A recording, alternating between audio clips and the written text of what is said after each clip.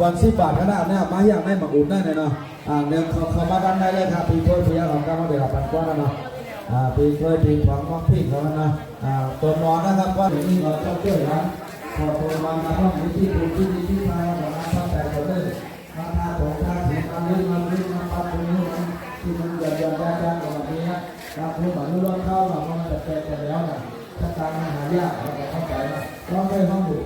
ห้องอยู่ในคณะประกาศคณะก็รีบก็ว่ากันแหละอย่าไปดูเราว่านั่งจ้องนั่งคุยแต่เอ๊ะนะที่ประกาศแล้วกับมีนางสาวพระวันตีเนาะซึ่งเป็นพระครอบครัวร่วมทำบุญชาติ1,600 บาทเงินนั้นเพียงทำบุญกว่า2เลยก็3 บาทได้น่ะก็แค่ได้ห้องปีในการได้ตู้ในชุดเลยกันนะเราสามารถร่วมทำบุญได้อันนี้ส่วนมากส่วนลาจะได้ปูไว้อย่าง5 ปี 6 ปีด้านหน้านี่คือมันมีก็เที่ยวไปได้ก็สบายเนาะเขาจะเทว่าวันมันบอกสักกี่ได้เพื่อกันได้ตัวนั้นหน้าห้องน้ำแต่ก็ถือว่าถ้าเทบางทีมันจะมืดเนาะถ้าแต่ถ้าเทบางทีแล้วมันได้ก็เลยออกเลือดทะลุตัวมันเกิดยืดมาตั้งแต่มันออกไข่เต้านะ